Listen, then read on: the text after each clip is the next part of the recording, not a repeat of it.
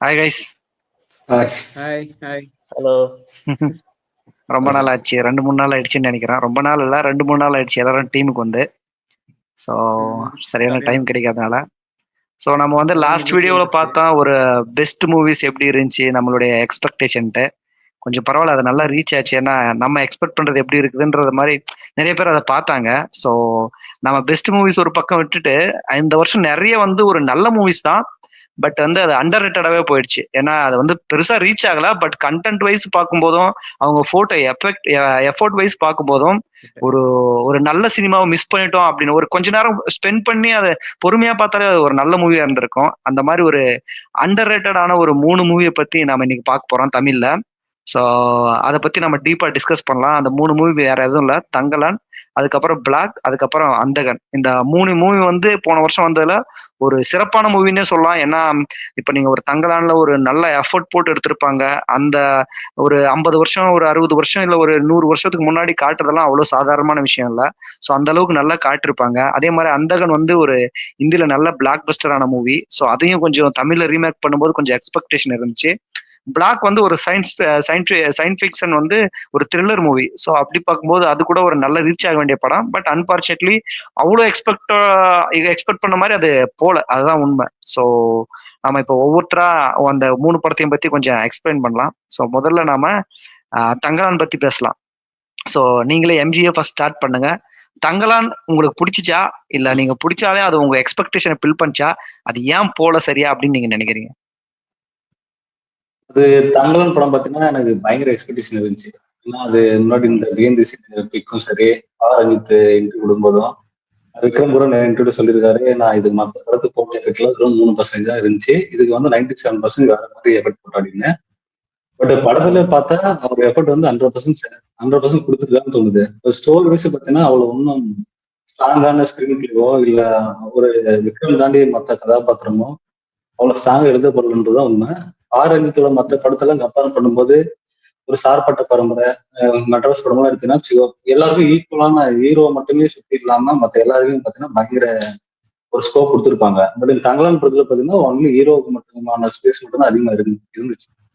அப்புறம் அந்த வில்லன் கதாபாத்திரத்தை வந்து ஒரு வடிவமைக்கிறாங்கல்ல, ஒரு ஸ்ட்ராங்கான கதாபாத்திரமா வில்லன் கதாபாத்திரம் வந்து இல்ல.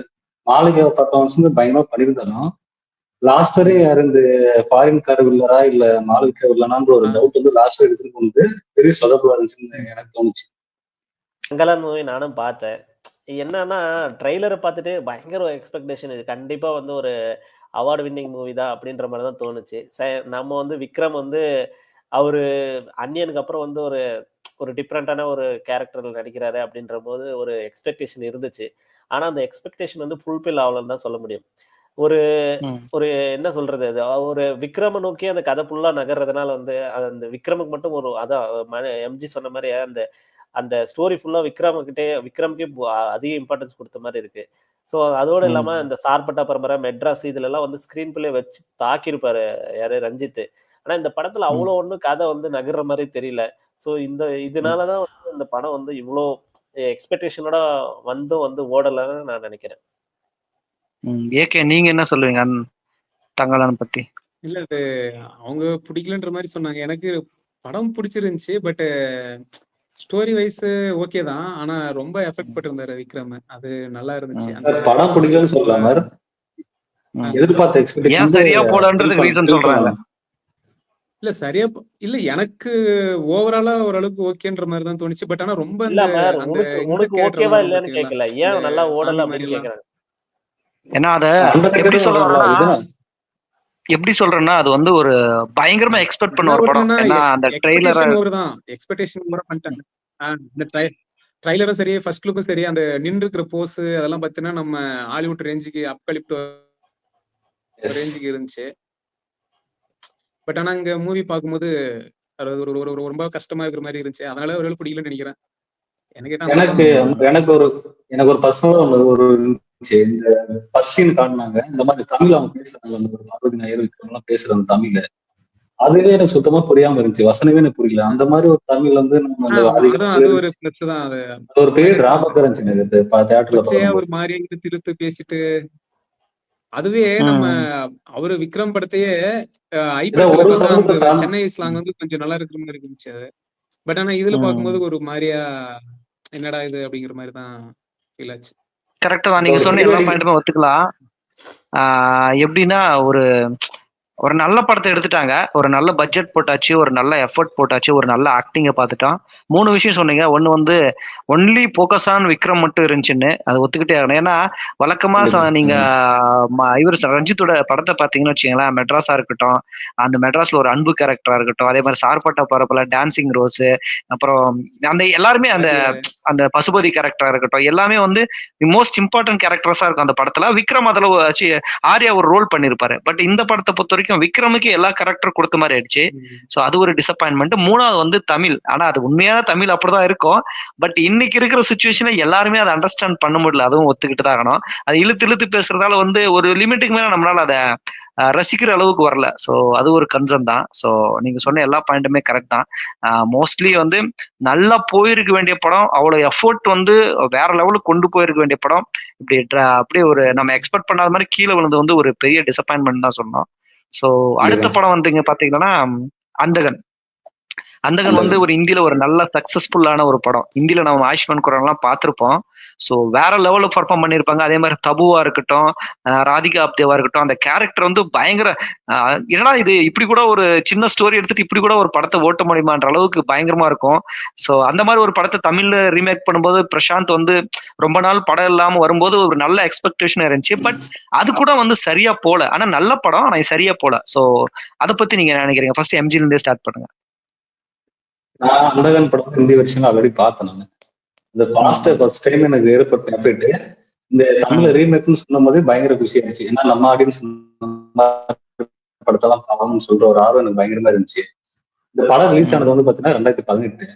இந்த ரீமேக் வெர்ஷன் வந்து அபிஷியலா எப்படி எடுக்கிறாங்கன்னா 2021 வந்து ரீமேக் வெர்ஷன் வந்து தமிழ்ல எல்லாம் அனௌன்ஸ் பண்றாங்க. அதே மாதிரிதான் மலையாளத்துல ரீமேக் பண்ணாங்க, ஒரு தெலுங்குல ரீமேக் பண்ணாங்க. அவங்க எல்லாம் ரீமேக் பண்ண டைம்ல படம் எடுத்து ரிலீஸ் பண்ணிட்டாங்க. மற்ற லாங்குவேஜ் ரீமேக் ஆரம்பிச்சப்போ தமிழ்ல என்ன ஆச்சுன்னா பிரசாந்த் ஸ்டார் உள்ள வரும்போது அது வந்து ரீமேக் வந்து பண்ற டைம் வந்து 3 வருஷம் எடுத்துனாங்க அந்த படத்துக்கு. அந்த படம் வர டியூரேஷன் அந்த ரீமேக் அது ஒரு பெரிய டிசப்பாயிண்டா நான் பாக்குறேன் படத்துல. மற்றபடி வந்து மற்ற லாங்குவேஜ்ல வந்து மலையாளமோ இல்ல தெலுங்கு என்ன சொன்னாங்கன்னா நாங்க படத்தை வந்து அப்படி ரீமேக் பண்ண சொன்னாங்க. பட் தமிழ்ல மட்டும் என்ன சொன்னாங்கன்னா இந்த தமிழுக்கு ஏற்ற மாதிரி கதையை வந்து லைட்டா மாத்தி அமைக்கிறோம் அப்படின்ற மாதிரி சொன்னாங்க. அது என்ன பண்ணாங்கன்னா இந்த இந்தி வருஷத்துல வர இந்த கொஞ்சம் 18+ எல்லாம் கொஞ்சம் பண்ணிட்டு தமிழுக்கு ஏற்ற மாதிரி கொஞ்சம் அப்படின்னு சொல்லி பர்செல்லாம் பர்ஃபெக்டா தான் இருந்துச்சு. எனக்கு படம் பூர்த்தி பண்ணிச்சா அந்த தமிழ் வருஷம் எனக்கு சாட்டிஸ்ஃபேக்ஷன் ஆச்சு. நான் தியேட்டர்ல வந்து நான் ஆல்ரெடி பார்த்த கதை பார்த்தாலும் சுத்தி ஆடியன்ஸ் எல்லாம் வாட்ச் பண்ணும்போது அவங்க பயங்கர என்ஜாய் பண்ணாங்க. அது இன்னும் கொஞ்சம் ஓடி இருக்கலான்றது என்னோட கருத்து. அந்த படத்தை இன்னும் கொஞ்சம் பெருசா ஒரு இடத்துக்கு எடுத்து போயிருக்கலாம்ன்ற மாதிரி ஒரு கருத்து. சோ இயற்கை உங்களுடைய தாட்ஸ் அந்தகன் பத்தி? என்னுடைய தாட்டு பார்த்தா நம்ம பிரசாந்தும் சிம்ரனும் பாத்தீங்கன்னா அதுல வந்து ஃபுல்லா யங்ஸ்டர்ஸ் கொஞ்சம் 18+ அந்த மாதிரி எல்லாம் இருந்துச்சு. பட் இதுல வந்து நம்ம பிரசாந்த போடும்போது ஒரு யங்ஸ்டர் அந்த ஃபீலே இல்ல. அவர் வந்து 90s ஹீரோ வந்து திடீர்னு இப்படி பார்க்கும்போது கொஞ்சம் நம்ம ஆடியன்ஸ் அந்த ஸ்டோரிக்கு வந்து அவர் மேட்ச் ஆகல அப்படின்ற மாதிரி. ஆமா அது மேட்ச் பண்ணி ஏன்னா ஆல்ரெடி இந்தியில பாத்துருக்கிறவங்க சிலர் இருப்பாங்க. பட் அவங்க வந்து இதை பார்க்கும்போது என்ன இது அப்படிங்கிற மாதிரி ஒரு தாட் இருந்திருக்கும். பிளஸ் வந்து மியூசிக் வந்து கொஞ்சம் டிசப்பாயிண்டட்னு தோணுது. சஸ்பென்ஸ் த்ரில்லர் தேவையான மியூசிக் கிடையாது. ஓகே கரெக்ட் தான். ஆமா அது ஏன்னா தேவையான இடத்துல மியூசிக் வரணும், தேவையில்லாத இடத்துல மியூசிக் ஃபுல்லா போயிடணும். ஏன்னா த்ரில்லருக்கு மியூசிக் மெயின். அதான் ஒரு ஆமா ஆமா. ஏன்னா நானு இப்ப எம்ஜி எல்லாம் இந்த படத்தை வந்து இந்தியில பார்த்தோம். அதுல அந்த மியூசிக் ஒரு ரொம்ப முக்கியமான ரோல் வகிக்கும். ஏன்னா அவர் அதுல பியானிஸ்டா இருக்கிறதுனால அந்த மியூசிக் ரொம்ப முக்கியமான ரோல் வகிக்கும். ஸோ அது வந்து இந்த படத்துல கொஞ்சம் மிஸ் ஆன மாதிரி இருந்துச்சு. பட் எனிவே குட் மூவி, நல்லா பண்ணிருக்கலாம். ஸோ எஸ்கே நீங்க என்ன நினைக்கிறீங்க அந்தகன் பத்தி? ஏன் அது ஒரு அண்டர் ரேட்டடாவே போயிடுச்சு? அந்தகன் படம் வந்து ஃபெயில் ஆகிறதுக்கு மெயின் ரீசன் என்னன்னு பாத்தீங்கன்னா, இந்தியில ஒரு நல்ல ஒரு ஹிட் கொடுத்த படம். அந்த படத்தை வந்து தமிழ் எடுத்தோடனே ஒரு தமிழ் ஆடியன்ஸ் வந்து சில பேர் வந்து பார்த்துருப்பாங்க இந்தி வெர்ஷனு. ஸோ அது பார்த்தவங்க வந்து இங்க வந்து ஒரு எக்ஸ்பெக்டேஷனோட வெயிட் பண்ணதும் வந்து ஒரு பெரிய ஒரு டிராபேக்கா நினைக்கிறேன். ஏன்னா அங்க நடிச்ச அதே கேஸ்ட் அண்ட் க்ரூ அதே மாதிரி நம்ம எக்ஸ்பெக்ட் பண்ணுவோம் இங்கேயும். அப்படின்னும் போது வந்து இங்க பிரசாந்த் அதுக்கப்புறம் வந்து சிம்ரன் நடிச்சிருந்தாங்க. ஸோ அந்த அதே வந்து அந்த ஒரு ஃபிளேவர் வந்து இதுல வரலன்னு நினைக்கிறேன். அதனாலதான் இந்த படம் வந்து சரியா போல தமிழ் ஆடியன்ஸ் கிட்ட நான் நினைக்கிறேன். ஆமா, ஏன்னா நம்ம பிரசாந்த் இப்போ சிம்ரன் எல்லாம் ஒன்னா நடிச்சே பார்த்துட்டோம். அவங்க ஹீரோயினா நடிச்சுட்டு இப்ப வந்து பிரசாந்த் யங்காவும் சிம்ரன் ஹீரோயினாவும் காட்டும்போது அந்த படத்தை பார்த்துட்டு வந்தவங்களுக்கு வந்து அது அது என்ன இருந்தாலும் ஒத்துக்க முடியல. ஏன்னா நீங்க ஜோடி இந்த மாதிரி நிறைய படமெல்லாம் பார்த்திருப்பேன். அவங்க கெமிஸ்ட்ரி வேற லெவல்ல இருக்கும். அப்படி இருக்கும்போது இதுல வந்து அதாவது சிம்ரன் வந்து வயசானவங்க மாதிரியும் பிரசாந்த் வந்து கொஞ்சம் ஹீரோ அவங்களுக்கு தனியா ஹீரோயின் இருக்கிற மாதிரி காட்டும்போது அது வந்து அதே மாதிரி அவர் சொன்னார் ஒரு டைமிங் ரொம்ப முக்கியம். ஏன்னா ஒரு 2018 வந்த ஒரு படத்தை 6-7 வருஷம் நீங்க அப்படியே இழுத்து இழுத்து இழுத்து 24 கொண்டாடும் போது அந்த பிளேவர் அப்படியே மறைஞ்சிடுச்சு. ஸோ அதுவும் ஒரு முக்கியமான ரீசன். பட் எனிவே அந்த கதை ரொம்ப நல்ல கதை. கொஞ்சம் நல்லா இன்னும் கொஞ்சம் நல்லா ஒரு யங்ஸ்டர் ஹீரோ கிட்ட கிடைச்சிருந்தா இன்னும் கொஞ்சம் நல்லாவே பண்ணிருப்பாங்க. ஸோ அது கூட அதுக்கடுத்து பாத்தீங்கன்னா பிளாக் அது வந்து ஐ திங்க் வேட்டையன் கூட வந்துச்சுன்னு நினைக்கிறேன். ஸோ பிளாக் கூட வந்து ஒரு என்னை பொறுத்த வரைக்கும் அது ஒரு சூப்பர் படம். ஏன்னா அந்த கான்செப்ட் ரொம்ப புதுசு தமிழுக்கு. அது வந்து நீங்க ஹாலிவுட்ல நிறைய படம் அந்த மாதிரி பார்த்துருப்பீங்க. பட் தமிழுக்கு வந்து அது ரொம்ப புதுசான கதை. அதுல நான் ஒன்னே ஒன்று ஃபீல் பண்ணது என்னன்னா இன்னும் கொஞ்சம் பட்ஜெட் கொஞ்சம் ஜாஸ்தி பண்ணு ஒரு அந்த சயின்டிபிக்கா இன்னும் கொஞ்சம் எக்ஸ்பெண்ட் பண்ண மாதிரி கொஞ்சம் நல்ல கேரக்டரோட வச்சு பண்ணியிருந்தா அது நிஜமா சொல்றேன் செம ஹிட் ஆக வேண்டிய ஒரு படம். ஏன்னா எனக்கு ரொம்ப பிடிச்ச அந்த படம் ஒரு சின்ன கான்செப்டை ஒரு 2 மணி நேரம் பக்கம் ஓட்டுறது அவ்வளவு சாதாரணமான விஷயம் இல்ல. அது கொஞ்சம் கொஞ்சமா உடைக்கும் போது ஓகே இப்படி எல்லாம் இருந்துச்சா. ஏன்னா அதுல வந்து பிளாக் 2 வந்தாதான் அந்த ஒன்னுடைய கதையை நம்ம கிளியரா எக்ஸ்பிளைன் ஆகும். ஏன்னா கடைசியில் ஒரு ட்விஸ்ட் வச்சிருப்பாங்க. ஸோ ஒரு சின்ன கதை தான். பட் அது எவ்வளவு நீட்டா எடுக்க முடியுமோ எவ்வளவு டீசெண்டா எடுத்திருந்தாங்க. பட் அது கூட எக்ஸ்பெக்ட் பண்ண அளவுக்கு போலதான் நான் நினைக்கிறேன். ஸோ எம்ஜி நீங்க என்ன நினைக்கிறீங்க அந்த படத்தை பத்தி? அது ஏன் சரியா போலன்னு நினைக்கிறீங்க? சரியா போவது ஒரு ரீசன் என்னன்னா வேட்டையன் கூட கிளாஸ் பண்ணுதான் நினைக்கிறேன் நான். அதெல்லாம் பாத்தீங்கன்னா அந்த படத்தை பத்தி சொல்றதுக்கு எனக்கு ஒரு சில விஷயம் இருக்கு. அந்த படம் வந்து பாத்தீங்கன்னா அந்த டைரக்டர் இருக்காருல அந்த படம் வந்து அபிஷியலா ரீமேக் பண்ணாங்க. இங்க ஒரு ஹாலிவுட் மூவி எடுத்து விவரின்னு ஒரு படம். அங்க என்ன கான்செப்ட் என்ன பண்ணாங்களோ அதே படத்தை அப்படியே அபிஷியலா ரீமேக் பண்ணாங்க. தமிழ்நாடு சேர்த்த மாதிரி பர்ஃபெக்டா பண்ணியிருந்தாங்க. படத்துல வந்து ஒரு குறையும் இல்லை. அந்த படமா பார்த்தா இன்னும் கொஞ்சம் கிராண்ட் ஸ்கேல் கொஞ்சம் பட்ஜெட் அதிகமா போட்டு இன்னும் கொஞ்சம் நிறைய விஷயம் சொல்லியிருக்கலாம். பட் அந்த டைரக்டரோட குவாலிஃபிகேஷன் பயங்கரமா இருந்துச்சு. இன்டர்வியூ கூட பார்த்தேன் நானு. அவர் கிளைமேக்ஸ்க்கு வந்து அவரோட பாயிண்ட் ஆஃப்ல ஒரு எக்ஸ்பிரஷன் கொடுத்திருந்தாரு. அவ்வளவு தெளிவா இருந்துச்சு அந்த ஒரு எக்ஸ்பிரஷன் சரி அந்த டைரக்டரோட விஷயம் சரி இந்த படத்துல. இல்ல அதான் சொல்றேன். அது வந்து ஒரு புதுசு பட் அவ்வளோ ஸ்மால் ஸ்கேல் பட்ஜெட்ல ஒரு அவ்வளோ நீட்டா ஒரு கிறிஸ்பா ஒரு படம் எடுக்க முடியுமான்னா கண்டிப்பா சூப்பரா இருந்துச்சு. ஸோ எஸ்கே நீங்க சொன்னா அந்த படத்தை பத்தி என்ன சொல்லுவீங்க? ஏன் அது வந்து சரியா போலன்னு நினைக்கிறீங்க? பர்சனலா உங்களுக்கு அந்த படம் பிடிச்சிருந்துச்சா? இல்ல எனக்கு இந்த படம் வந்து கண்டிப்பா பிடிச்சிருந்துச்சு. ஏன்னா விஷுவலா வந்து கொஞ்சம் டிஃப்ரெண்டா இருந்துச்சு. கான்செப்டும் வந்து புதுசு. ஒரு சயின்டிபிக் படம் போது வந்து கொஞ்சம் நல்லாவே வந்து அதுக்கு தகுந்த மாதிரி ஒர்க் பண்ணியிருந்தாங்க. ஸோ இந்த எம்ஜி சொன்ன மாதிரிதான் இந்த படம் வந்து வேட்டையன் கூட வந்து வந்ததுனால ஆடியன்ஸ் வந்து கொஞ்சம் அது பக்கம் ஃபோக்கஸ் பண்ணதுனால அதனால வந்து ஒரு மெயின் ரீசனா இருக்கும் இந்த படம் வந்து இங்க ஓடாததுக்கு. ஆனா கண்டிப்பா ஒர்த் மூவி தான். சும்மா புதுசா ட்ரை பண்ணியிருக்காங்க. இந்த மாதிரி படத்துக்கு ஆக்சுவலி சப்போர்ட் பண்ணியிருக்கணும் நம்ம. ஆனா அன்பார்ச்சுனேட்லி வந்து படம் வந்து நல்லா ரீச் ஆகல எல்லாருக்கிட்டையும் போயிட்டு. கரெக்ட் தான். ஏகே நீங்க சொன்ன பிளாக் படத்தை பத்தி என்ன சொல்லுவீங்க? சொல்லு செல்மணி. நாம வந்து இந்த சொன்னோம்ல நம்ம வந்து பிளாக் படத்துக்கு வந்து சரியா போவதுக்கு ரீசன் நிறைய சொல்றோம். பட் இதே கான்செப்டோட பிளாக் எடுக்கும்போது வந்து இது தப்பு நம்ம பண்ணிடக்கூடாது. அதுக்கான வரவேற்பு என்னவோ அந்த கதைக்கு கண்டென்ட்டுக்கு என்ன ஒரு அத்தியாயம் கொடுக்கணுமோ அதை வந்து கொடுத்தது சொல்லி ஒரு ஆசை. இல்ல அது உண்மைதான். ஏன்னா இங்க நிறைய சின்ன படம் தோக்குறதுக்கான ரீசன் என்னன்னா இந்த மாதிரி டைரக்டர் எல்லாம் நீங்க ஹாலிவுட்ல இருந்து கதை எடுத்துட்டா நல்லா பண்ணிடுவாங்கன்ட்டலாம் இல்ல. ஆனா இவர் ஒரு ஹாலிவுட்ல இருந்து ஒரு ஸ்டோரி எடுத்து அதை கரெக்டா தமிழுக்கு ஏத்தப்பாரு அமைச்சதெல்லாம் ஒரு வேற லெவல்.